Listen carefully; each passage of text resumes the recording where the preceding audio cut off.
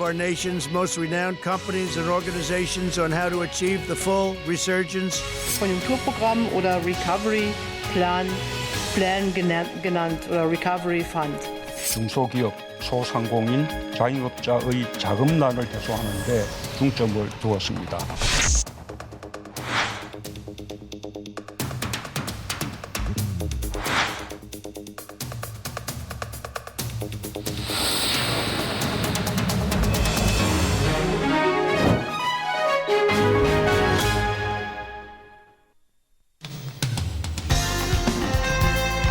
함께하고 계신 여러분 안녕하십니까. 센 라이브 포럼 제1탄 수축 경제를 이기는 신수익 모델 포럼 오늘 진행을 맡은 서정덕 인사드립니다. 반갑습니다. 요즘 우리의 생활은 반갑지가 않습니다. 갑자기 들이닥친 코로나19로 인해 많은 것들이 달라지고 있죠. 섣부르게 앞날을 예측하기가 힘든 시간을 우리 모두가 겪고 있는 겁니다. 자, 이로 인해 한국 경제 역시 어느 때보다 어려운 위기에 직면해 있죠. 그래서 센TV에서는 수축되고 있는 한국 경제의 원인을 진단해보고요. 이를 극복할 수 있는 해답을 찾아보는 시간을 마련했습니다. 센TV에서는 매년 국내외 석학들을 모시고 크고 작은 포럼들을 개최해오고 있었는데요. 올해는 코로나19라는 특별한 상황을 맞이해 기존의 행사 방식이 아닌 온라인이라는 새로운 무대로 여러분을 이렇게 찾아뵙게 됐습니다. 센TV를 포함해 유튜브, 카카오TV, 아프리카TV를 통해 지금 생중계로 함께 하실 수 있으니까요. 보시면서 궁금하신 점이나 의견 있으신 분들 댓글로 하나하나 남겨주시면 그에 대한 답변 드리는 시간도 함께 가져와 보도록 하겠습니다. 오늘 프로그램 잠시 소개해드립니다. 1부, 2부로 나눠서 진행될 예정인데요. 1부에서는 한국 기업의 수축 경제 극복 전략이라는 주제로 김준규 코트라 시장정보팀장과 이밀 연세대학교 교수의 강연이 준비가 되어 있습니다. 자, 그리고 2부에서는 유럽 최고의 석학입니다. 자크 아탈리 박사가 진행하는 코로나 바이러스가 세계 경제와 전망에 미치는 영향에 대한 강연이 준비되어 있으니까요. 많은 기대 부탁드리도록 하겠습니다. 자, 그럼 먼저 1부 첫 번째 강연자입니다. 김준규 코트라 시장정보팀장을 만나보도록 하겠습니다. 안녕하세요, 팀장님. 네, 안녕하세요. 예, 어느새 들어와 계시네요. 네. 요즘에 많이 바쁘실 것 같아요. 요즘 같은 시기일수록 코트라의 역할이 굉장히 중요하잖아요. 예, 그렇습니다. 요즘 코로나19 때문에 사실 하늘 길도 막히고 그다음에 사람들 이동이 좀 제약이 많으면서 우리 기업도 애로가 많습니다. 그렇죠. 이 때문에 저희 코트라에서도 화상 상담이나 또 산업별 온라인 상담회 같은 비대면 수출 마케팅 사업을 중점 추진하고 있고요. 또한 저희 해외무역관 직원들이 국내 기업들을 대신해서 해외에서 바이어나 또는 잠재 거래처를 대신 만나서 상담도 해드리고 또 관리도 해드리는 그런 긴급 지사화 서비스도 하고 있습니다. 예, 이 어려운 시기에 국난 극복을 그리고 중소기업들, 기업들을 위해서 많은 좋은 일을 해주고 계신 것 같습니다. 자, 그렇다면 오늘 강연 들어봐야 될 텐데 어떤 내용으로 강연 준비해 오셨습니까? 예, 오늘은 2020 한국이 열광할 세계 트렌드라는 책 내용 중에 일부를 소개해드리고자 합니다. 저희 코트라에서는 해마다 트렌드 도서를 발간하고 있는데요. 올해 같은 경우는 어떤 트렌드가 대세인지 한번 소개를 해드리겠습니다. 네, 요즘 같은 시기야말로 정말 트렌드가 무엇보다도 중요할 수 있다라는 생각이 듭니다. 김준규 팀장의 강연 지금부터 만나보시죠.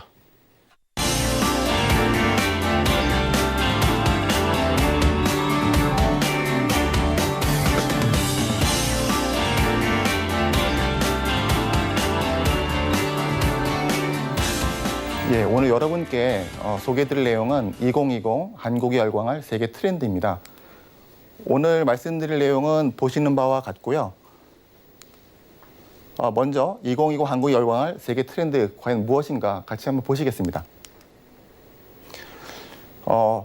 먼저 그에 앞서서 저희가 오늘 두 가지 관점에서 이 내용을 좀 들으시면 좋을 것 같아요. 첫 번째는 사회 문제를 해결하면서 비즈니스 기회를 찾는 사례. 또 두 번째는 돋보기가 지금 책을 가리키고 있는데요. 이건 재발견입니다. 그래서 재발견을 통해서 비즈니스 기회를 찾는 사례. 그 두 가지 관점을 가지고 이번 제가 발표해드리는 사례들이 어떻게 녹아들어 있는지 한번 보시면 좋을 것 같습니다. 예, 먼저 여러분께 소개해드릴 사례는 버려질 음식들의 반란입니다. 여러분, 무심코 버려지는 음식물 쓰레기 얼마나 심각할까요? FAO, UN 식량농업기구에서 발표한 자료에 따르면 전 세계적으로 매년 낭비된 음식물이 13억 톤에 이른다고 합니다. 특히나 선진국에서 버려지는 음식이 1년에 2억 2,200만 톤에 이르고요. 이 양은 사하라 이남 아프리카에서 1년간 생산되는 총 식량 음식과 비슷한 수준입니다. 정말 어마어마한 음식이 그냥 낭비되고 쓰레기로 버려지는 것이죠. 그리고 이러한 음식물 쓰레기는 환경오염의 주범이 되기도 합니다. 지하수 오염이나 또는 토양 오염을 일으킬 수도 있다는 얘기죠. 그래서 이러한 맛있는 음식을 구하고 또 음식 쓰레기와 싸우겠다라는 걸 모토로 해서요. 덴마크에서 투구투고라고 하는 모바일 플랫폼이 탄생을 했습니다. 이 투구투고는 레스토랑에서 남은 B급 음식을 소비자와 연결해주는 모바일 중개 플랫폼입니다. 실제로 이 플랫폼을 창업한 분이 이제 덴마크 사람인데요. 이분이 영국 출장 중에 영국에 있는 뷔페 레스토랑에서 저녁 식사를 하고 있었다고 합니다. 근데 식사 중에 직원들이 멀쩡한 음식을 쓰레기통에 담는 거였죠. 그래서 그 모습을 보고 나서 이분이 생각을 합니다. 아, 이렇게 멀쩡한 음식이 벌어지는데 지구 반대편에서는 사람들이 굶어 죽고 있다. 그래서 이건 뭔가 문제가 있다라고 하는 생각을 갖게 됐고요. 이로부터 투구투구라고 하는 플랫폼을 만들게 되었습니다. 어떻게 작동하는가 한번 보겠습니다. 요새 나오는 모든 앱들이 보면 다 위치 기반 서비스를 제공하는데요. 이 역시 마찬가지입니다. 그래서 예를 들면 제가 제 주변에 있는 식당이나 뭐 슈퍼마켓 또는 빵집 등등에서 남는 음식이 뭐가 있을까? 영업시간이 종료될 때쯤에요. 그걸 보고 본인이 음식을 선정을 하죠. 그리고 온라인으로 지불을 하게 됩니다. 그리고 본인이 픽업하겠다고 한 시간에 가서 픽업을 하게 됩니다. 이 경우에 소비자 입장에서 좋은 게 있습니다. 일단 저렴하게 파는 가격 때문에요. 가격 할인이라는 혜택이 있고요. 또 하나는 이미 조리된 음식을 갖다가 집에서 먹기 때문에 편리하기도 합니다. 또한 식당 입장에서도 좋습니다. 왜냐하면 그날 만들어진 음식을 바로 팔지 못하면 어찌 보면 쓰레기통에 버려야 될 그런 음식인데요. 저렴하게나마 판매함으로써 일부 비용을 회수할 수가 있고요. 또 하나는 잠재 고객을 확보할 수 있다는 장점도 있습니다. 또한 소비자와 식당 모두 환경보호라고 하는 윈윈 효과도 거둘 수가 있을 것 같습니다. 또한 소비자들은 매직박스로 즐거운 소비 경험을 할 수도 있겠습니다. 매직박스, 언박싱이라고 좀 돼 있는데요. 언박싱 여러분들 어떤 건지 잘 아시겠죠? 요새 보면 핸드폰 같은 경우에도 뭔가 언패킹이란 말도 하고요. 언박싱. 어찌 보면은 이 박스를 열기 전에는 안에 뭐가 있는지 모릅니다. 그렇기 때문에 일종의 기대감이 형성이 될 수도 있고요. 또한 그 반면에 식당 입장에서는 그 판매 편리함도 있습니다. 왜냐하면 식당 입장에서는 영업시간이 종료될 경우에 어떤 음식이 남는지 사실은 정확히 파악할 수가 없습니다. 근데 그 음식이 뭐가 남든 상관없이 일단 저 매직박스에 넣어서 판매하면 되거든요. 그렇기 때문에 판매도 굉장히 편리합니다. 그리고 이러한 즐거운 소비 경험은 유럽에 있는 많은 사람들이 그 즐거운 소비 경험을 유튜브에 올려놓고 있습니다. 그래서 제가 지금 잠깐 여러 개 리뷰 중에 한 가지를 여러분들께 소개를 해드리고자 합니다. 지금 보시는 거는 이제 뷔페 레스토랑이고요. 아마 영업시간이 거의 종료될 때쯤인 것 같습니다. 그래서 지금 이분 같은 경우에는 본인이 원하는 음식들을 이제 담고 있고요. 이분 역시 해당되는 뷔페 식당에서 이제 싸게 산 거죠. Again, 3 pounds. 지금 얘기하는 거는 이렇게 품질이 좋은 많은 음식을 굉장히 저렴하게 샀다라고 하는 얘기를 하고 있고요. 22 pounds on these meals and groceries. The only catch is that you have to pick it up yourself within a certain time frame. 그래서 이렇게 인기가 많은 이 투구투고라고 하는 플랫폼은 실제로 유럽에서만 이용자 수가 900만 명이 넘습니다. 그리고 유럽에서 그 스타트업 관련해서 굉장히 유명한 행사가 있습니다. T&W 컨퍼런스라고 있는데요. 이 컨퍼런스에서 작년에 가장 핫한 회사로 선정이 되기도 했었습니다. 그 선정된 이유는 이렇습니다. 그 2,300만 끼가 넘는 이제 식사가 쓰레기통에 들어갈 뻔했었는데요. 이걸 살려냈고요. 또한 이 과정에서 5만 8천 톤이 넘는 이산화탄소를 절감을 했던 면에서 높게 평가를 받은 것 같습니다. 이번에 소개해드릴 내용은 워킹맘 출장 중에도 네모에 성공하다입니다. 과연 이 네모에 들어갈 말이 어떤 내용일지 한번 같이 살펴보시겠습니다. 네, 요즘 제 주변에도 보면 워킹맘 굉장히 많습니다. 그 국내 맞벌이 가구 수도 봐도요. 현재 560만 가구가 넘고요. 맞벌이 가구 비율만 해도 46%를 넘어섰습니다. 지금 그림에서 보시는 것처럼 워킹맘, 애 키우랴, 또 직장에서 일을 하랴 굉장히 이제 정신이 없죠. 그래서 이러한 워킹맘을 위한 새로운 비즈니스가 미국에서 탄생을 했습니다. 바로 세계 최초 모유 배송 서비스인 밀크 스토크입니다. 그 스토크라고 하는 거는 이제 황새를 얘기하는 거고요. 한국 같으면은 이제 보통 삼신할머니가 아기를 점재준다라는 표현을 하는데요. 서양 문화권에서는 황새가 아기를 데려다 준다라는 표현을 합니다. 바로 그런 황새가 모유까지도 배달을 한다. 서양 관점에서 보면 굉장히 재미있는 아이디어 같습니다. 이러한 이제 워킹맘들이 실제로 해외 출장에 간다 또는 국내 출장에 간다 할 때 고민들이 많을 겁니다. 예를 들면 내가 자리를 비운 사이에 우리 애를 누가 봐줄 것인가?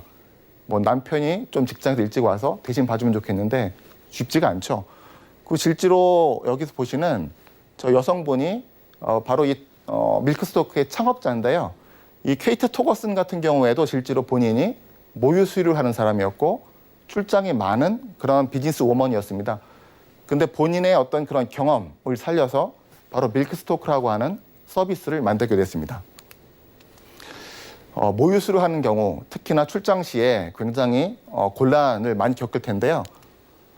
그래서 지금 밀크스토크에서 제공하는 게 바로 보시는 것처럼 냉장 기능이 있는 그러니까 우유가 아니죠. 모유죠. 모유를 배송할 수 있는 박스입니다. 그래서 이 박스를 실제로 제공을 하고요. 또한 이 쿨러가 들어있는 박스 외에도 직접 배달을 해주기도 합니다. 그래서 배달할 경우에는 서비스가 두 가지가 더 있는데요. 먼저 상품을 박스만 제공해 주는 거는 펌프앤토트라고 하는 상품이고요. 여기에 배달까지도 하면 보시는 것처럼 펌프앤쉽. 그다음 배달하는 장소가 미국을 벗어나서 호주다, 유럽이다 넘어가게 되면 인터내셔널 펌프앤책이라고 합니다. 당연히 그 단계에 따라서 이용할 수 있는 비용이 훨씬 비싸지겠죠. 또 이런 고민도 있습니다. 내가 근데 이 모유를 들고 비행기를 탄다고 하면 이게 액체인데 가능할까? 라는 고민도 할 수가 있는데요. 실제로 미국 교통안전국의 액체 운반 규정에 예외 적용을 받아서요. 분유나 모유 같은 경우에는 100ml가 넘어도 직접 핸드캐리해서 비행기 탈 수가 있다고 합니다. 지금 말씀드린 이 밀크스토크가 실제로 어떤 식으로 서비스가 되는지 한번 사례를 잠깐 동영상으로 보시겠습니다.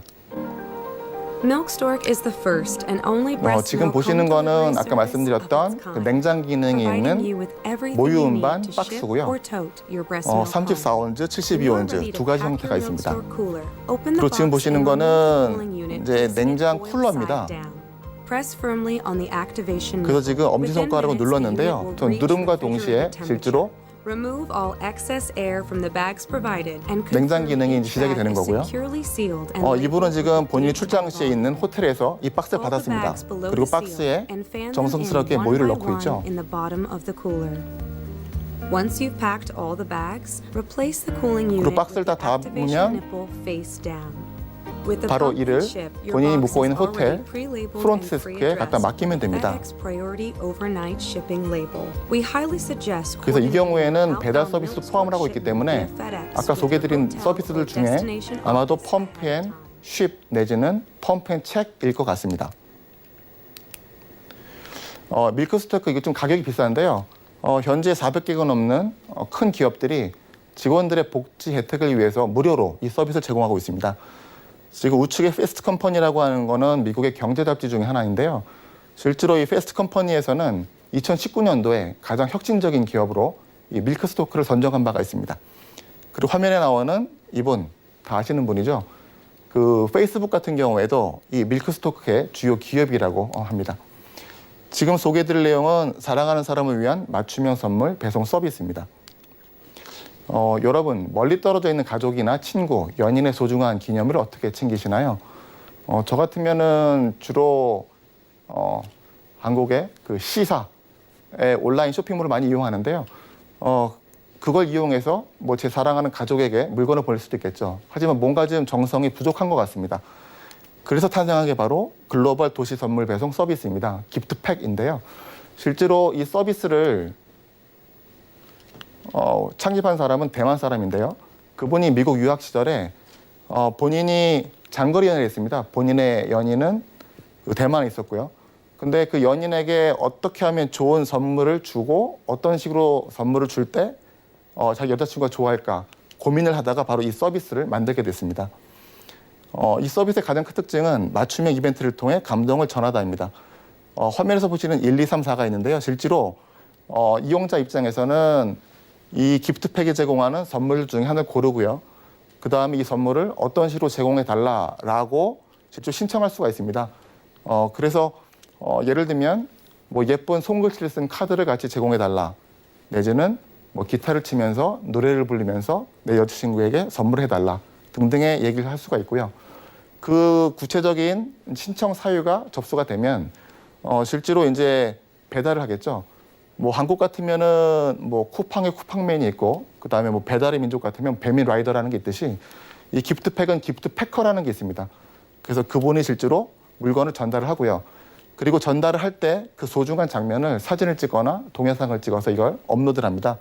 그럼 신청자 입장에서는 멀리 떨어져 있지만 자기가 소중히 생각하는 그 가족이나 연인의 선물 받을 때의 모습을 같이 볼 수가 있는 거죠. 실제로 이 서비스가 어떻게 이용되는지 한번 기프트패커 움직임을 한번 같이 보시겠습니다. 이건 아마도 신청한 사람이 선물을 전달할 때 산타클로스 복장을 입어주세요라고 한 것 같아요. 그래서 이분이 실제로 전차를 타고 선물을 제공하죠. 이건 아마도 뭐 선물 줄 때 포옹해 주세요라고 얘기도 한 것 같고요. 이게 바로 기프트패커가 움직이는 그런 모습이고요. 지금 보신 것처럼 이 기프트팩은 단순히 물건을 배송하는 게 아니라 마음까지도 전달해주는 서비스라는 것을 아마 아셨을 겁니다. 그리고 이 기프트팩은 글로벌 주요 도시를 기점으로 점점 서비스를 확대해 나가고자 합니다. 현재 미국, 대만, 일본, 또 호주, 홍콩 내 21개 도시에서 운영 중인데요. 저희가 작년에 한번 실제로 이 기프트팩 창업자하고 연락을 한 적이 있습니다. 그때 연락했을 때 너네가 혹시 서울에서도 이 서비스를 할 생각이 있니? 라고 그때 물어봤고요. 실제로 창업자가 그래, 나 서울에서 서비스하고 싶어. 그 계획이 있어. 2020년 4분기에 서비스 할 거야. 라고 얘기했었습니다. 근데 다만 다들 아시겠지만 지금 전 세계적으로 코로나 때문에요. 쉽지가 않다 보니까 저희가 다시 물어봤어요. 코로나 때문에 어떻게 너네 계획대로 할 거니? 라고 물어보니까 코로나 때문에 쉽지 않을 것 같아. 하지만 나는 계속 서울에서 올해 안에 이 서비스를 했으면 좋겠어. 라고 얘기를 했습니다. 이번에 소개해드릴 사례는 클라우드 수납 서비스입니다. 여러분 실제로 집을 구하실 때 어떤 걸 중점적으로 보시는지요? 저 같으면은 지하철이 있는 교통이 편리한 곳, 또는 학군이 좋은 곳, 또는 주변에 산책할 수 있는 공원이 있는 곳 등을 볼 것 같습니다. 그리고 또 하나 중요한 게 수납 공간일 것 같은데요. 그 수납 공간이 꽤 넓으면 좋죠. 하지만 이미 집을 구했고요. 수납함을 늘리기에는 집이 너무 좁다. 라고 그러면 어떻게 하시겠습니까? 지금 특히나 일본 도쿄 같은 경우는 홍콩에 이어서 전 세계적으로 단위 면적당 집값이 가장 비싼 곳입니다. 그래서 이러한 일본 같은 경우에는 더욱더 쉽지가 않을 것 같고요. 그래서 탄생한 것이 바로 미니쿠라라고 하는 서비스이고요. 이 미니쿠라 서비스를 시작한 곳은 테라다 창고입니다. 테라다 창고는 원래 B2B 창고업을 주업으로 하다가요. 이제는 B2C로 넓혔죠. 근데 그럼 과연 왜 이 테라다 창고가 개인 고객을 타겟으로 했을까요? 그 이유는 창고업이 일본 내에서 굉장히 경쟁이 심화되면서 창고 보관 수수료를 인하해달라는 요구가 많았다고 합니다. 그리고 또 하나는 이 임대 비용이나 인건비 등이 계속 올라가면서 기업 비용이 증가했고요. 그리고 실제로 큰 전환기를 맞이하게 된 건 2011년도 동일본 대지진입니다. 그 당시에 실제로 테라다 창고의 한 직원이 TV를 봤답니다. 근데 그 TV 속에 나온 모습 중에 하나가 이 동일본 대지진으로 집이 완전 무너져 내렸는데요. 그 집터에서 가족의 소중한 사진을 꼭 껴안고 있는 모습을 봤다고 합니다. 그리고 나서 그 직원이 생각을 했죠. 누구나 이런 재난에 대비해서 소중한 추억이 담긴 물건을 쉽게 맡길 수 있으면 얼마나 좋을까라는 생각을 했다고 하고요. 그것 때문에 실제로 이 테라다 창고에서 미니쿠라 서비스를 만들게 되었습니다. 이 서비스는 어떤 것인가 잠깐 동영상 한번 보시겠습니다. 지금 보시는 것처럼 지금 이 강아지 같은 경우에도 집에 비해 너무나도 많은 뼈다귀가 있고요. 그거를 미니쿠라 서비스를 이용해서 보내죠. 그리고 나서 본인이 보낸 물건들을 확인합니다. 근데 잘못해서 자기 집까지도 뼈다귀와 함께 같이 미니쿠라 보낸 거죠. 지금 보신 것처럼 이 서비스를 이용할 경우에는 이 전용 창고를 받고요. 그리고 전용 그 박스를 받고요. 그 박스 내에 본인의 짐을 담습니다. 그리고 보내죠. 그러면 미니쿠라에서는 이 상자를 엽니다. 열고 실제로 안에 있는 물건들 하나씩 꺼냅니다. 그리고 꺼내고 사진을 찍고 하나하나 바코드를 붙이죠. 그렇게 함으로써 개인 입장에서는 내가 맡긴 짐이 뭐가 있는지 금방 알 수가 있고요. 또 하나는 이 맡긴 짐 중에서 내가 찾고자 하는 거는 바로 그것만 지정을 해서 택배로 다시 받을 수도 있습니다. 여러분 창고라고 하면 생각나는 것은 일단 더러운 공간이다. 뭐 영화 같은 걸 봐도 좀 음침한 그런 공간이 좀 있죠. 그리고 당연히 창고에서는 누가 맡긴 짐을 열어보는 건 당연히 금기사항일 것입니다. 그리고 창고는 단순히 창고지 뭐가 부가가치를 창출할 수 있을까라는 어떤 고정관념이 있는데요. 이런 고정관념들을 이 테라다 창고는 완전히 깨부신 거죠. 그래서 방금 말씀드린 미니쿠라 서비스 외에도 미술 작품을 보관하면서 판매 대행을 하고요. 그리고 판매하고 나서 판매액의 30%를 실제로 중개 수수료로 받아가기도 합니다. 그래서 어찌 보면은 굉장히 단순한 창고비라고 하는 게 이러한 부가가치도 날 수 있다라고 하는 걸 보실 수가 있을 겁니다. 마지막으로요, 그 4개 그 비즈니스 사례들이 의미하는 바가 뭘까? 제가 사례들을 소개해드리기 전에 말씀드렸던 것이 2가지 관점입니다. 하나는 사회 문제를 해결하면서 비즈니스 기회를 찾는 거. 그다음에 또 하나는 재발견이었죠. 재발견을 통해서 비즈니스 기회를 찾는 거. 사회 문제 해결 같은 경우에는 투구투고는 음식물 쓰레기 문제, 밀키스토크는 워킹맘들이 일과 가정을 양립하면서 겪게 되는 문제를 해결하는 그런 모델이었고요. 재발견 같은 경우에는 기프트팩 같은 경우는 일반적인 택배 사업에 마음까지도 전달한다는 개념을 덧붙여서 새로운 택배업을 만든 거고요. 그리고 미니쿠라 같은 경우는 말 그대로 창고의 재발견이었던 것 같습니다. 근데 여기에 한 가지 더 추가가 되면 좋을 것 같습니다. 그게 바로 저는 개인의 경험이라고 생각을 합니다. 그래서 사회 문제 해결, 그다음에 재발견이라고 한 2가지 관점에다가 개인의 경험이 녹아 들어간다고 하면 이를 통해서 아마 지금 이 포럼을 시청하시는 분들께서 새로운 비즈니스 기회를 찾으실 수 있지 않을까라고 생각을 해봤습니다. 이상으로 오늘 발표를 마치겠습니다. 감사합니다.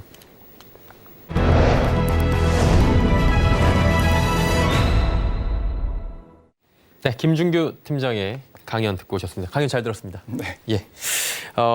다 좋았어요. 그리고 마음까지 전달할 수 있는 맞춤형 서비스가 굉장히 인상적이었는데 이 강연을 함께 하신 여러분들께서는 어떤 생각을 갖고 계신지 또 궁금해집니다. 화상 연결을 통해서 좀 이야기를 들어보는 시간 갖도록 하겠습니다. 나와 계십니까? 안녕하세요. 네, 안녕하십니까? 예, 반갑습니다. 소개를 좀 부탁드리겠습니다. 네, 저는 고려대학교 한국사회연구소의 김선업입니다. 저는 연구소에서 주로 이 데이터를 통해서 한국 사회를 분석하는 사회학자입니다. 반갑습니다. 네. 네, 데이터를 통해서 한국 사회를 연구하시는 학자다라고 말씀을 해주셨습니다. 어떻게 보셨을지 또 관점이 다르니까 궁금한데요. 강연 어떻게 보셨어요? 굉장히 재미있었습니다. 예. 굉장히 흥미가 있었고요.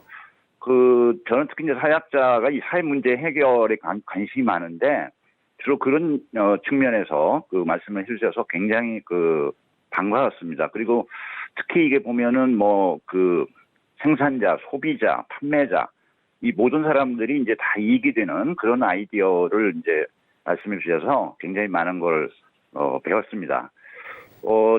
특히 저는 이제 좀 먹거리 사회학을 조금 공부를 하고 있는데요. 그래서 특히 이제 제가 관심이 있었던 거는 처음에 말씀하셨나요? too good to go 먹거리 해결 트렌드에 대해서 굉장히 좀 인상 있게 봤습니다. 이게 말씀하셨는데 오늘날 먹거리 문제라고 하는 게 이제 한편에서는 이렇게 쓰레기가 막 넘쳐나서 그 쓰레기 문제로 또 고생을 하는가 하면 또 한편에서는 이렇게 제대로 잘 먹지 못해서 그런 이제 먹거리 미보장 문제가 좀 있죠. 근데 뭐 한국 사회도 마찬가지입니다. 그러니까 뭐 1인 가구라든지 또 나이 드신 분들이 많기 때문에 예. 또 충분한 그 어떤 그 영양분을 섭취 못하는 그런 네. 문제도 있는데 뭐 그것뿐만이 아니라 뭐 생산자라든지 또는 판매자라든지 예. 또는 뭐 이제 뭐 이렇게 일반 소비자 이 모든 분들에게 이제 도움이 되는 뭐 그러니까 일거양득이 아니고 뭐 일거다득 저는 네. 이제 그렇게 인식을 해서요. 이게 굉장히 인상 깊고 반가웠습니다. 네. 예. 투굿투고 저도 굉장히 인상적으로 봤는데 김선업 교수께서도 그렇게 보셨나 봐요, 팀장님? 예. 저도 그렇게 생각을 하는데요. 예. 실제로 이 비즈니스 모델은 한국에도 유사한 게 있습니다. 라스트 오더라는 플랫폼인데요. 예. 실제로 이 창업자가 본인이 이 투고투고 플랫폼을 벤치마킹해서 라스트 오더를 만들었다라고 하는 언론 기사를 저도 본 적이 있습니다. 네. 그렇다면 이제 김선업 교수께 다시 여쭤보도록 하겠습니다. 혹시 강연 들으시면서 오늘 궁금한 점 있으셨습니까? 질문 사항이요. 네, 뭐 궁금한 점이 많은데 한 가지만 질문 드릴게요. 예, 근데 예. 뭐 저 아시다시피 이제 뭐 코로나 19로 참 전 세계가 좀 앓고 있는데 하여튼 뭐 빨리 이게 이제 종식이 돼야 되겠습니다만은 또 근데 이 현상이 좀 오래 가다 보니까 뭐 실천 좋든 간에 이제 새로운 또 트렌드들이 등장하고 있는 것 같아요. 그러니까 뭐 이제 부정적인 그런 것도 있지만 또 이걸 잘 이용하면 뭐 코로나 이후에 뭔가 좀 긍정적인 효과를 줄 수 있는 그런 변화가 아울러 있지 않을까 그런 생각을 좀 해봤어요. 제가 좀 온라인 강의를 이제 학생들에게 하고 있는데 뭐 과제를 한번 냈어요. 코로나로 인해서 뭐 생활 변화를 한번 좀 기술해봐라 그랬더니 생각보다는 긍정적인 그 효과를 지적한 학생도 적지 않았습니다. 그래서 이와 관련해서 지금 뭐 이제 최근에 주로 이제 뜨고 있고 또 이제 우리가 코로나 이후에 좀 이렇게 긍정적인 효과를 줄 수 있는 그런 트렌드에 대해서 좀 말씀해 주실 수 있을지 궁금합니다. 네. 예. 지금 상황이 코로나 이전 이후로 바뀐다라는 이야기는 계속해서 나오고 있는데 이후에 달라질 트렌드 그 중에서도 긍정적 부분은 또 어떤 부분이 있을까라는 부분인 것 같은데요. 어떻습니까, 팀장님? 예, 실제로 코로나19 관련해서는 많은 분들이 공감하시겠지만 예. 가장 큰 변화는 비대면, 그러니까 이제 언택트 문화인 것 같습니다. 네. 그래서 실제로 요즘 신조 보면 홈코놈이나 뭐 홈트를 비롯해서 재택근무나 온라인 수업 그리고 원격 진료 같은 것들도 모두 언택트 문화와 관련이 있죠. 예.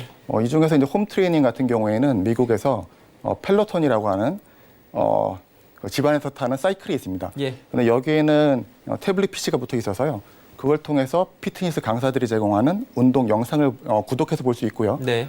또한 이제 이 펠로톤이 제공하는 사이클 같은 경우에는 실제로 이제 실시간 온라인 스트리밍을 제공합니다. 그래서 그것 때문에 내가 집 안에 있으면서도 다른 사람들이 동시간에 접속한 사람들은 같이 마치 운동을 하는 것 같은 효과를 얻을 수가 있습니다. 그리고 이거 말고도 이제 예. 온라인 또 스트리밍 서비스가 굉장히 이제 인기가 많은데요. 얼마 전에 이제 디즈니에서는 네. 자기네들 직원의 한 50%를 무급 휴가 주겠다고 발표를 했는데요. 어려웠다는 거죠. 그렇죠. 근데 이에 반해서 넷플릭스 같은 경우에는 연초 대비 주가가 한 30% 올라가기도 했습니다. 실적도 엄청 좋아요. 맞습니다. 예. 그리고 이제 재택근무 관련해서는 중국의 이제 알리바바가 만든 그 기업형 온라인 서비스 플랫폼이 있는데요. 예. 이름이 띵띵입니다. 근데 이 플랫폼 같은 경우에는 올해 2월에만 앱스토어 다운로드 건수가 중국 내에서 1위를 차지하기도 했습니다. 그리고 이제 이거 말고도 사람들이 음식을 시켜 먹거나 예. 또는 음식 식재료를 주문해서 요리를 해 먹는 일이 이제 많아지다 보니까 배달 서비스가 굉장히 커졌고요. 아울러서 그 감염 위험 때문에 일회용품 사용이 급증한 것도 코로나19가 갖고 온 하나의 변화인 것 같습니다. 예, 코로나19가 트렌드 변화를 가지고 왔고요. 누군가에게는 또 기회로 작용했다라는 부분을 들어볼 수가 있었습니다. 교수님 어떻게 답변이 만족스러우십니까? 네, 아주 뭐 자세한 설명 고맙습니다. 예. 저 아무쪼록 이게 좀 예, 예. 우리가 위기를 좀 기회로 이렇게 승화시키는 그런 지혜와 노력이 모아졌으면 하는 좀 생각이 들었고요. 예. 그리고 또 이제 또 한국 사회가 이 코로나19를 아주 뭐 세계적으로 굉장히 모범적으로 지금 극복하고 있다라고 그쵸. 이제 내외에서 지적을 하고 있는데 네. 그래서 좀 우리의 트렌드도 좀 전 세계를 선도하는 좀 긍정적인 그런 시그널이 됐으면 하는 희망도 한번 가져봤습니다. 네, 감사합니다. 네. 교수님 말씀 여기까지 듣겠습니다. 고맙습니다. 네. 감사합니다. 고려대학교 김선업 교수와 이야기를 나눠봤습니다. 자, 지금 화상뿐만 아니라 온라인 매체들에서도 각종 댓글 그리고 이야기들이 올라오고 있다고 하는데 어떤 의견들이 있는지 만나보도록 하겠습니다. 최희 캐스터. 네, 추입니다. 지금 유튜브와 카카오 TV 또 아프리카 TV 등을 통해 많은 분들이 실시간으로 함께해 주시고 계신데요. 댓글로 어떤 의견 주셨는지 한번 살펴보겠습니다. 먼저 카카오 TV입니다. 닉네임 울긋불긋님께서는 맛있는 음식도 먹고 환경도 살리고 그야말로 일석이조라는 댓글 주셨네요. 네, 이 밖에도 정말 많은 분들이 댓글 주셨는데요. 질문 하나 찾아서 드려보겠습니다.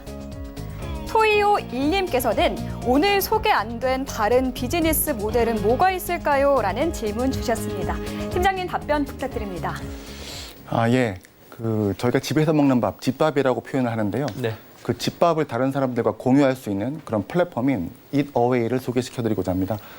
폴란드에서 만들어진 건데요. 이 창업자인 브래드 쇼 부부가 폴란드 전역을 이제 여행을 했습니다. 하다 보니까 이제 식당밥에 질렸고요. 그래서 이분들이 이제 생각을 합니다.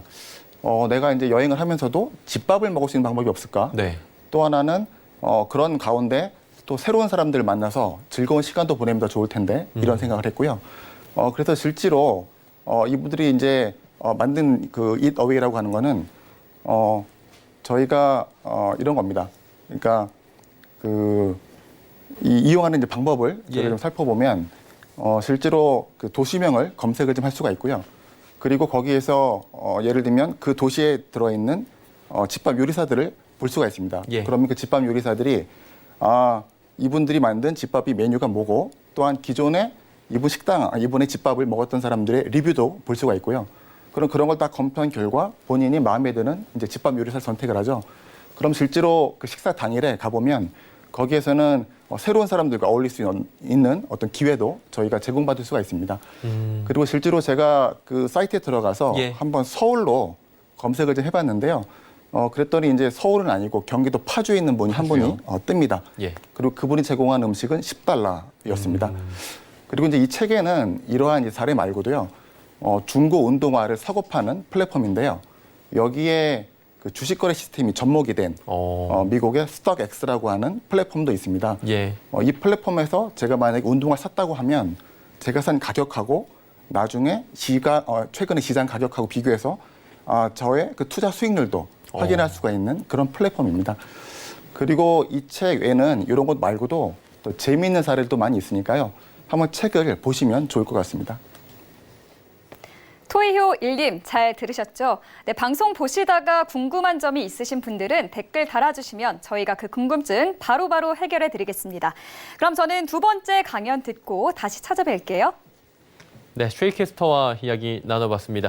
자, 오늘 진짜 팀장님 덕분에 가보지도 않은 곳에서 어떤 일들이 일어나고 있는지 트렌드에 대해서 생생히 알 수 있는 시간이었어요. 저도 오늘 되게 유익한 시간이었습니다. 예. 그리고 트렌드 조사 앞으로 계속 해주셔야 될 것 같은데요. 그럼요. 저희 우리 기업들한테 예. 의미가 있을 만한 재미있는 사례들 많이 발굴해서 또 많이 전해드리겠습니다. 예, 정말 기업들에게 힘이 되는 그런 활동들 많이 해주시길 바라도록 하겠습니다. 고맙습니다. 고맙습니다. 지금까지 김준규 코트라 시장정보팀장과 함께했습니다.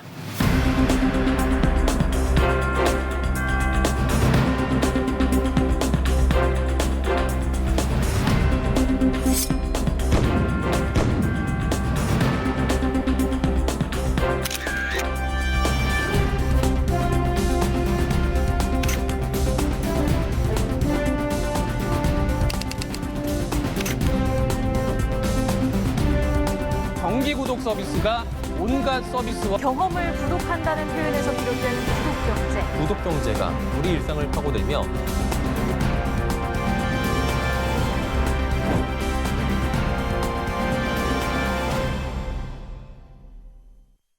네, 센 라이브 포럼 함께하고 계십니다. 수축 경제를 이기는 신수익 모델 포럼이고요. 이어지는 두 번째 강연입니다. 두 번째 강연은 코로나19로 인해 바깥 활동에 제약이 많은 요즘 딱 어울리는 주제가 아닐까 싶습니다. 구독 경제에 관한 이야기 들려주신다고 하는데요. 연세대학교 경영학과의 이밀 교수와 함께합니다. 안녕하십니까, 교수님? 네, 안녕하십니까. 예. 연세대학교 경영대학에서 정보 시스템 강의를 하고 있는 이밀입니다. 예, 반갑습니다, 교수님. 요즘에 그 코로나19 때문에라고 해야 되겠죠. 이제 학교에서 등교를 하지 않고 온라인으로 강의를 하는 사례가 굉장히 많아졌다고 하는데 그렇게 하고 계신가요, 지금? 예, 하고 있습니다. 예. 그래서 100% 온라인 강의를 하고 있고요. 처음에는 좀 어색했는데 자꾸 하다 보니까 좀 익숙해졌습니다. 예, 오늘 포럼이 좀 낯설지 않으실 것 같다라는 생각도 들고요. 오늘 온라인 포럼에 잘 적응하실 거라고도 생각이 듭니다. 오늘은 구독 경제에 관한 강연을 준비하셨다고요? 예, 떠오르는 신시장 구독 경제를 잡아라라는 예. 제목인데요. 아까 커트라 김준규 팀장님이 말씀하신 다양한 신 비즈니스 모델 중에 하나고요. 많은 분들이 관심을 가지고 있는 서비스라고 생각합니다. 네, 어떤 내용인지 궁금한데요. 바로 만나보도록 하겠습니다.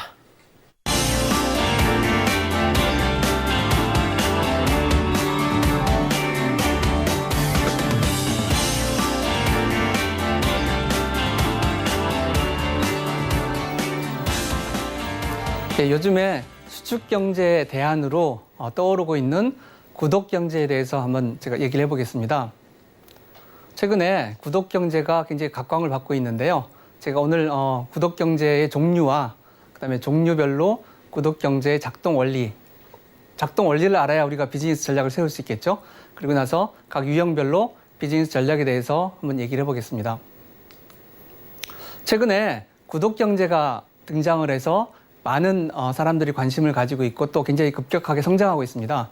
구독 경제는 다양한 형태가 있습니다만 대표적인 형태가 월 일정 금액을 내면 정해진 횟수만큼 셔츠라든지 양말 같은 걸 배송해 준 서비스가 있고요.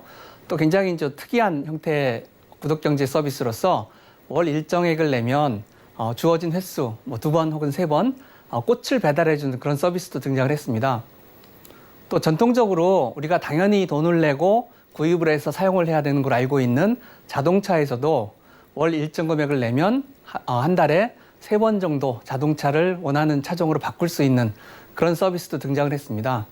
그리고 이와 같이 다양한 형태의 구독 경제가 등장을 하고 있는데요. 구독 경제가 지금 급격히 성장을 하고 있기 때문에 많은 기관에서 구독 경제의 시장 규모가 급격히 성장해서 앞으로 경제의 큰 부분을 차지할 것이다. 이런 예측을 하고 있습니다. 그런데 이에 비해서 또 한편으로는 구독 경제에 진출을 했는데 구독 경제를 시작을 했는데 시장의 반응은 시큰둥하다. 즉 사람들이 이 기업은 구독 경제를 해도 별거 없을 것 같다라고 생각하는 기업들이 있다는 거죠. 그래서 제가 구독 경제의 작동 원리, 그다음에 유형별로 어떻게 비즈니스 전략을 세워야 되는지 그거에 대해서 좀 얘기를 해보겠습니다. 구독 경제란 뭐냐? 간단히 얘기하면 일정 금액을 내고 상품이나 서비스를 이용하는 것입니다. 즉 월 얼마, 1년에 얼마 내고 상품이나 서비스를 종류에 따라서 무한정 이용할 수도 있고요. 아니면 정해진 횟수만큼 이용할 수도 있습니다. 원래 이 구독 경제라는 말은 미국의 듀오라라는 회사의 TNCO라는 CEO가 처음으로 제시를 해서 널리 쓰이게 됐습니다. 그렇지만 이제 구독 경제 형태는 그 이전부터 존재를 했고요. 여러분들이 잘 아시는 우유 배달이나 신문 배달도 결국은 고전적인 형태의 구독 경제라고 얘기할 수 있습니다. 그런데 이제 우리가 또 하나 이해해야 될 필요가 있는 게 뭐냐면 구독 경제라는 말로 불리우지만 사실은 이 구독 경제 안에는 다양한 형태의 비즈니스가 존재하고요. 이 비즈니스들이 경우에 따라서는 굉장히 종류가 다른 비즈니스인 경우가 되게 많습니다. 그래서 우리가 구독 경제 안에 존재하는 다양한 형태의 비즈니스를 잘 이해하는 것이 그리고 그 차이를 아는 것이 굉장히 중요합니다. 그래서 구독 경제 유형을 제가 나눠보겠습니다. 구독 경제 유형을 저는 이제 크게 4가지로 분류를 하는데요. 첫째는 넷플릭스 모델이라고 이름을 붙였습니다. 이건 뭐냐면 온라인으로 디지털 콘텐츠를 월 일정액 혹은 연 일정액을 내고 무한정 이용하는 것입니다. 여러분들이 잘 아시는 넷플릭스, 즉 한 달에 얼마를 내면 영화, 드라마를 무한정으로 볼 수 있죠. 그 외에도 전자책을, 즉 이북을 일정 금액을 내고 무한정 이용할 수 있는 그런 서비스도 많이 존재합니다. 두 번째 유형으로는 무비 패스 모델이라는 이름을 붙였는데요. 이건 뭐냐면 일정 금액을 내고 이용하는 건 마찬가지인데 이용의 대상이 물리적인 제품이나 시설입니다. 그래서 미국의 무비 패스라는 회사가 월 한 $10 정도를 내면 근처 영화관에서 영화를 무한정 볼 수 있도록 한 서비스를 내놨었습니다. 그래서 무비 패스라는 이름을 붙였고요. 우리가 이제 구분을 잘 해야 되는 게 첫 번째 넷플릭스 모델은 대상이 디지털 콘텐츠고요. 온라인으로 소비하는 제품이고요. 두 번째는 물리적인 영화관이나 혹은 다른 물리적인 제품 소비다. 이건 좀 확실히 구분을 해야 되겠습니다. 세 번째 유형으로는 질레트 모델이라는 이름을 붙였는데요. 이거는 사람들이 정기적으로 필요로 하는 소모품을 필요할 때마다 정기적으로 배송해주는 모델입니다. 질레트는 여러분 잘 아시는 면도기 회사인데요. 이 회사에서 자사의 면도기를 사용하는 고객들한테 면도날을 필요할 때마다 일정 기간마다 전달하는, 배송하는 그런 서비스를 시작을 했습니다. 그래서 이게 질레트 모델이라고 할 수 있고요. 이거는 꼭 뭐 면도날뿐만 아니고요. 우리가 쓰는 소모품, 뭐 휴지라든지 이런 것들이 다 해당되는 그런 서비스라고 할 수 있습니다. 마지막으로 네 번째, 렌탈 모델이 있는데요. 이거는 뭐냐면 제품 내구재를 우리가 돈을 내고 빌려서 쓰는 겁니다. 이거는 많은 분들이 이제 익숙하신 렌탈 모델인데요. 뭐 정수기도 있고요. 뭐 자동차도 있고요. 또 아까 말씀드린 자동차를 원하는 횟수만큼 바꿔서 타는 그런 모델도 결국은 렌탈 모델이라고 할 수 있습니다. 자, 그러면 구독경제가 어떤 원리로 작동을 하느냐? 우선 구독경제가 왜 최근에 각광을 받느냐? 그 이유를 좀 설명을 해보겠습니다. 첫째로 환경이 구독경제에 적당하도록 바뀌었습니다. 예를 들어서 넷플릭스 같이 디지털 콘텐츠를 전달하는, 일정액을 내고 소비하는 그런 비즈니스는 온라인, 즉 인터넷이 발달을 하면서 그런 고품질, 고해상도 콘텐츠를 쉽게 받아볼 수 있게 돼 있습니다. 과거에는 온라인 콘텐츠를 소비를 하려고 해도 인터넷 속도가 느려서 소비가 어려웠는데 요즘은 그런 환경이 갖춰졌다는 거죠. 두 번째로는 물리적인 제품을 배송하는 경우에 그 제품의 배송이 정확하게 가능해졌다. 즉 여러분 잘 아시는 택배라든지 물류라든지 이런 인프라가 갖춰지면서 고객이 원하는 다양한 제품을 정확하게 적시에 고객한테 배송하는 것이 가능해졌다. 그것이 또 다른 이유입니다. 그리고 또 하나는 그 구독 서비스의 중요한 것 중에 하나가 뭐냐면 고객의 취향에 맞는, 고객이 원하는 제품을 배송을 혹은 전달을 해야 되는데 고객의 취향과 소비 정보를 자세히 수집할 수 있게 되었습니다. 즉 여러분들이 쓰시는 스마트폰이나 혹은 요즘에 많은 다양한 IoT 기기들로 인해서 고객들의 다양한 소비 행동에 대한 데이터가 모이게 됩니다. 그래서 그걸 바탕으로 분석을 해서 개별 고객이 어떤 제품을 원하고 어떤 취향이 있는지를 정확히 알아서 그걸 이제 충족을 시켜줄 수 있게 된 거죠. 또 다른 이유는 고객의 정보를 수집한 다음에 이거를 굉장히 정확하게 적은 비용으로 분석할 수 있게 되었습니다. 그러니까 과거에는 사실은 고객의 정보를 모아도 이거를 분석할 수 있는 능력이 없어서 많은 기업들이 분석을 잘 못했는데 최근에는 이제 AI나 혹은 AI나 머신러닝의 발달로 인해서 고객 정보를 정확하게 수집할 수 있게 되었습니다. 그리고 또 하나 최근에 이제 많은 기업에서 인식을 하고 있듯이 최근에 등장한 밀레니얼 세대의 고객의 등장. 즉 밀레니얼 세대라고 하는 것은 최근에 이제 10대, 20대의 고객을 말하는데요. 이 고객들은 자기가 원하는 제품을 소비할 수 있으면 더 많은 비용을 지불하는데 거리낌이 없습니다. 그래서 내가 원하는 나의 니즈를 충족만 시켜준다면 혹은 내가 다른 사람과 차별화를 시킬 수만 있다면 내가 돈을 더 내겠다. 이런 생각들이 있는 사람들이기 때문에 이런 사람들이 다양한 제품을 소비할 수 있는 혹은 사용해 볼 수 있는 구독 서비스를 선호한다는 거죠. 그래서 이런 다양한 원인으로 인해서 최근에 구독 경제가 각광을 받고 있다라고 말씀을 드릴 수 있습니다. 자, 그럼 구독 경제로 인해서 기업이 얻는 이점은 뭘까? 자, 우선 유형별로 설명을 드리면요. 넷플릭스 모델은 가상의 재화, 영화나 드라마 같은 가상의 컨텐츠를 소비하는 겁니다. 여러분이 아시다시피 이런 디지털 컨텐츠는 고객이 10,000명이든 100만 명이든 비용의 증가가 별로 없습니다. 그러다 보니까 이런 기업들은 고객을 많이 확보하면 확보할수록 바로 수익과 연결이 됩니다. 그리고 또 하나는 고객이 늘어나면 자세한 고객 정보를 얻을 수 있기 때문에 굉장히 이점이 있는 것이죠. 두 번째, 무비패스 모델은 일정 금액을 내고 물리적인 시설이나 제품을 소비하는 거기 때문에 만약에 우리가 우리 시설을 더 많은 고객이 사용한다면 일종의 이제 회전율이 올라가는 거죠. 같은 설비를 가지고 더 많은 고객을 서비스를 할 수 있으니까 기업 입장에서는 이익입니다. 그리고 마찬가지로 이런 경우에도 고객의 소비 정보를 얻을 수 있기 때문에 기업 입장에서는 훨씬 더 이점이 있다고 볼 수 있습니다. 세 번째 이제 정기 배송 모델, 질레트 모델의 경우에는 소비자 입장에서는 제품을 제조업체로부터 직접 받는 그런 효과가 있습니다. 그리고 제조업체 입장에서도 자기들이 과거에는 제품을 중간 도매상이라든지 유통망을 통해서 판매를 했는데 그걸 건너뛰고 고객한테 직접 전달을 하는 그런 셈입니다. 그러다 보니까 중간 유통망의 마진을 결국은 제조업체와 이제 소비자가 나눠 갖는 그런 이점이 있는 거죠. 마지막으로 렌탈 모델의 경우에는 여러분 아시다시피 우리가 정수기나 자동차를 렌탈하는 경우에 사실은 제품의 사용 외에도 다양한 베네핏을 얻을 수 있습니다. 예를 들어서 자동차 같으면 보험이라든지 혹은 정수기라면 정기적인 청소나 유지 이런 것들을 렌탈해서 해주기 때문에 이점이 있다고 할 수 있죠. 그래서 이런 다양한 서비스의 제공, 즉 기업 입장에서는 다양한 서비스를 제공함으로써 부가 매출을 얻을 수 있고요. 다음에 고객 입장에서는 다양한 서비스를 잘 받을 수 있는 그런 이점이 있다고 할 수 있죠.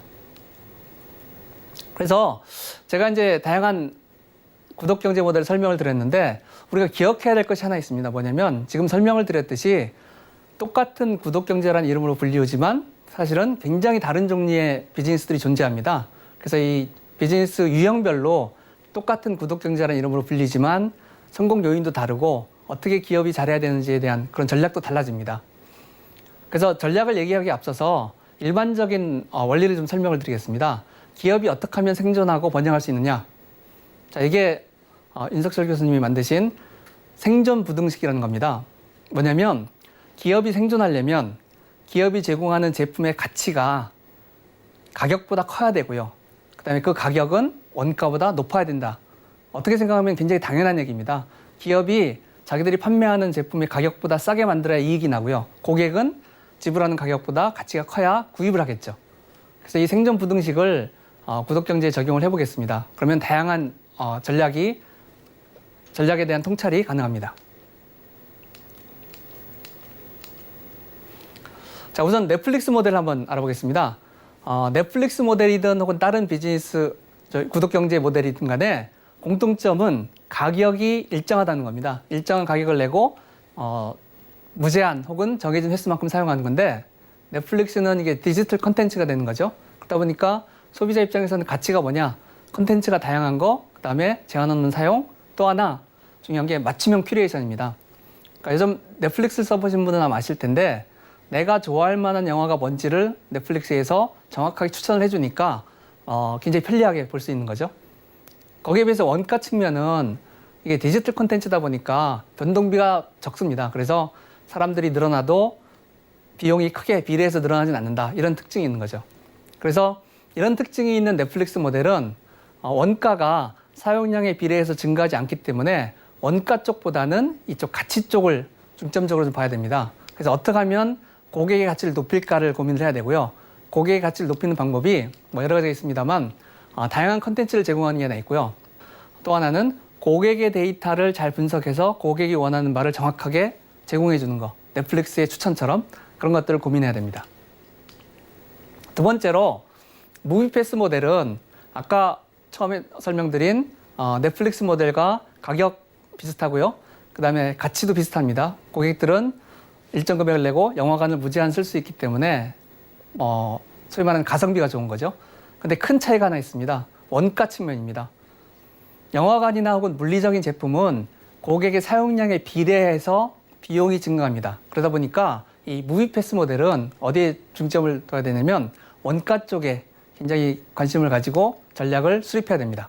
즉 원가 대비 적정 가격을 책정하는 게 굉장히 중요합니다.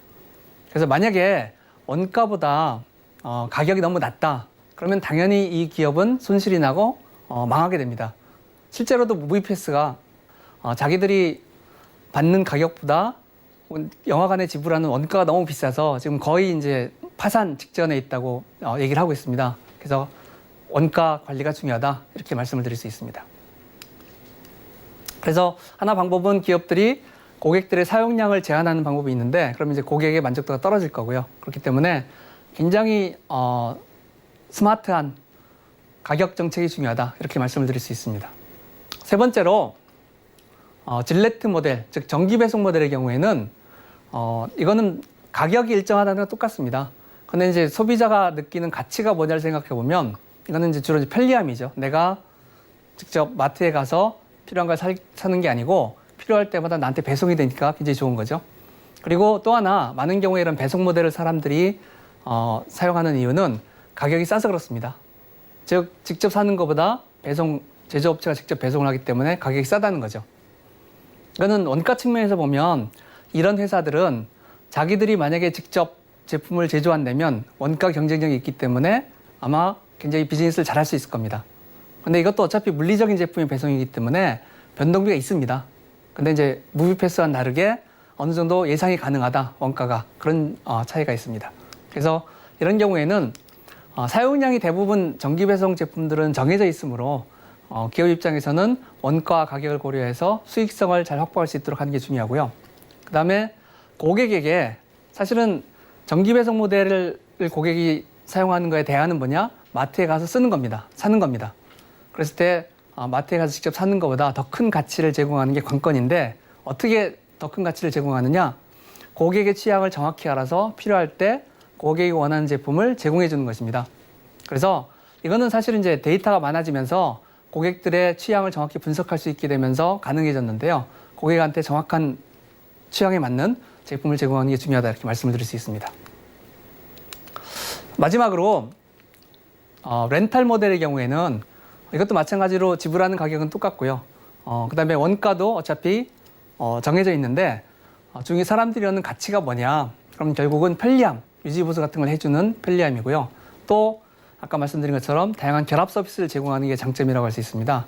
그래서 이런 구독 모델의 경우에는 렌탈 모델의 경우에는 제공되는 제품의 부가 서비스가 같이 제공되기 때문에 고객 관리가 중요합니다. 즉 고객과의 좋은 관계를 유지하면서 고객이 부가 서비스를 이용하도록 하는 게 중요하기 때문에 어떻게 보면 서비스업이라고 할 수 있죠. 그래서 렌탈 모델은 서비스업이다 이렇게 말씀드릴 수 있고요.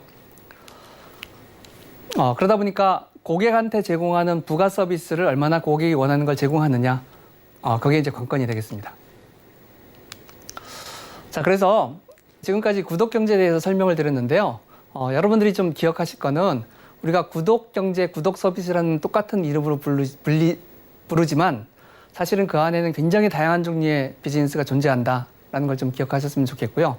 그다음에 이 다양한 비즈니스가 서로 작동하는 원리가 다르고 전략도 다르다. 이 점을 기억하시면 좋겠습니다.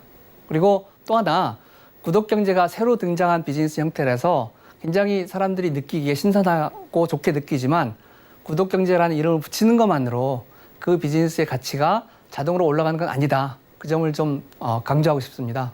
그래서 이 구독 경제를 고려하시는 기업인이 계시다면 이 구독 경제를 기획을 하실 때 가치, 가격, 원가를 잘 고려하셔야 되고요. 소비자 입장에서도 이 지금 성장하는 구독 경제에 대한 관심을 가지고 지켜보시면 좋겠습니다. 네, 이상으로 마치겠습니다.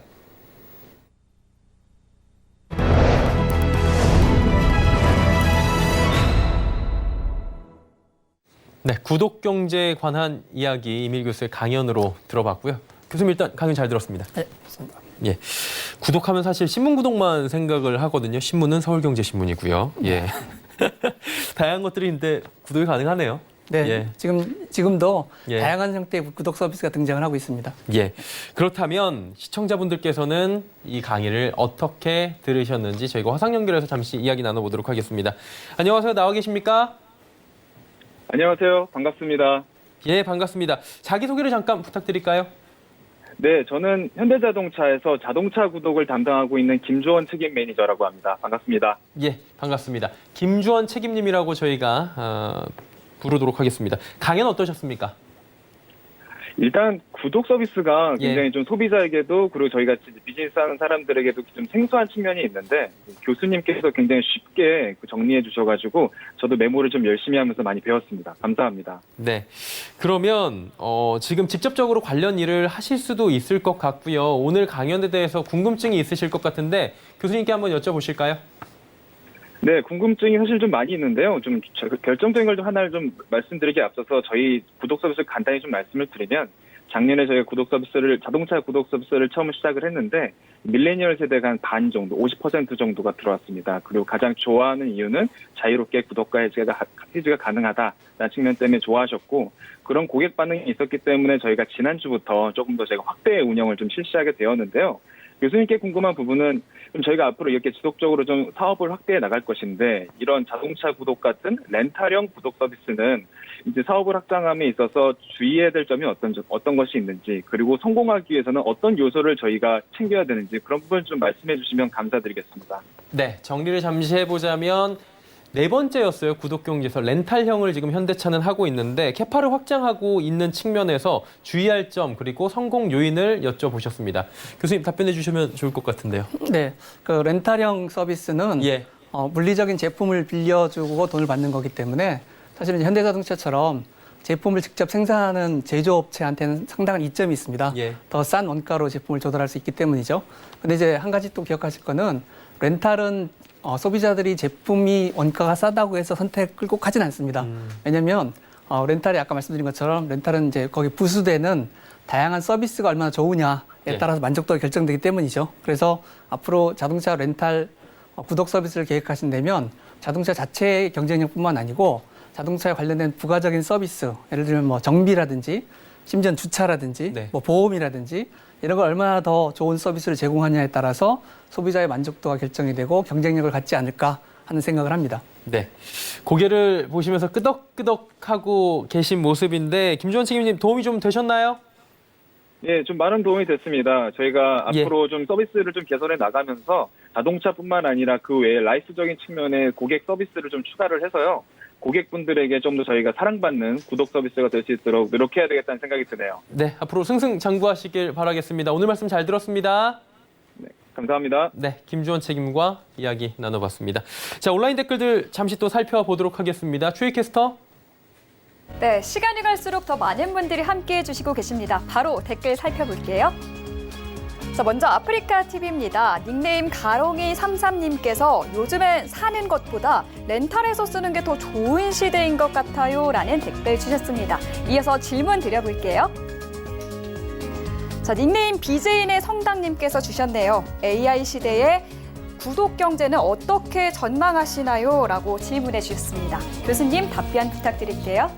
네, 그 AI가 사실은 구독 서비스에 아주 결정적인 역할을 할 거로 기대를 합니다. 왜냐하면 아까 설명드린 다양한 형태의 구독 서비스 중에서 특히 그 정기 배송 모델의 경우에 이 비즈니스의 핵심은 뭐냐면 고객들이 원하는 제품을 원하는 시간에 원하는 양만큼 정확히 배송을 하는 건데 이거를 개인별로 정확한 분석을 위해서는 많은 데이터를 바탕으로 AI가 정확히 분석을 해야 되기 때문에 어느 기업이 더 정확한 분석을 할 수 있는 AI를 갖고 있느냐가 아마 경쟁력을 많이 저하지 않을까 하는 생각을 합니다.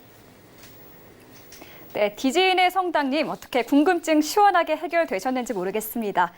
센 라이브 포럼 수축 경제를 이기는 신수익 모델 포럼에서는 여러분과 실시간으로 함께하고 있습니다. 계속해서 댓글과 질문 많이 올려주세요. 저는 그럼 2부에서 다시 찾아뵙겠습니다. 네, 온라인의 반응들까지 들어봤습니다. 교수님 오늘 어떠셨는지 여쭤볼까요? 예, 즐거웠고요. 예. 제가 관심 있는 구독 서비스를 많은 분들과 나누게 돼서 이제 의미 있는 시간이었습니다. 예, 의미 있는 시간이고요. 우리 시청자분들께서도 충분히 도움이 되셨으리라 저희도 생각을 해봅니다. 교수님 오늘 고맙습니다. 예, 감사합니다. 네, 연세대학교 경영학과 이밀 교수와 이야기 나눠봤고요. 센 라이브 포럼 수축 경제를 이기는 신수익 모델 포럼 1부 순서는 여기까지입니다. 잠시 뒤에 2부 이어지는데요. 유럽 최고의 석학으로 불리는 자크 아탈리 박사를 프랑스 현지에 직접 연결해서 이야기 나눠보는 알찬 시간 가져보도록 하겠습니다.